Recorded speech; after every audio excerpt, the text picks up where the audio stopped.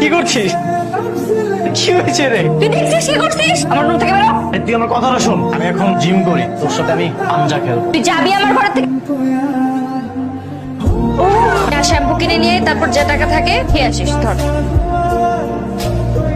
এতগুলো চিপস। আর তুই না টাকা দিয়ে বলেছিস কিছু খেয়ে নিস। তার মানে কি বলছি তুই পুরো দোকান ধরে কিনে নিয়ে চলে আয়। আমার শ্যাম্পু কই? এত কিছু কেনার পরে কেন টাকা বাকি থাকে? তুই খেতে না বললে তো আমি খেতাম না। জীবনে কিছু খাস নাই, গরু কোথাকার। ধর তো শ্যাম্পু, সামান্য শ্যাম্পুর জন্য আমাকে করে বলতেছিস। আজকে থেকে তুই আমার বোন না। তুমি জানো না আমি তোমাকে কতটা ভালোবাসি। আমার রিক্সা রাখেন। কোথাও লাগেনি তো জান? আপনি কি চোখে দেখেন না? ভুল তো উনার। আবার বলতেছেন ভুল ওনার। উনি আর ভাই মিরাজ না, আমি তো কারো ভাই না। আরে আরে এই চলো। এই যে কেন?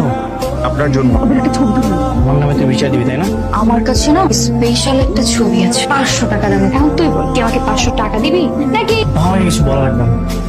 আমার কাছেও না একটা 1000 টাকার ছবি আছে। দেখ আপু, সব টাকা রোধ হয়ে গেছিস। ছবিটা কেমন হয়েছে দেখ তো। নদী তোর কেনাও শেষ। বাবা কিন্তু 5000 টাকা দিছে, 3000 আমার আর বাকি 2000 তোর। সমানে সমানে ভাগ হবে। অলরেডি আমি 2000 টাকাতে পাঞ্জাবি কিনে ফেলেছি। ড্রেসটা সুন্দর না? সুন্দর আছে। এই ড্রেসটার প্রাইস কত? 4000 টাকা না? বাজেটে তো হচ্ছে না। মন খারাপ করতে হবে না। মা, নতুন পাঞ্জাবি কিনেছি, দেখো তো কেমন হয়েছে। তুই 2টা পাঞ্জাবি কিনছিস? আমার টাকা দিতে বলো। তোর আমার সহ্য হচ্ছে না, দেখতে ইচ্ছা করতেছে না। স্বার্থপর কোথাকার।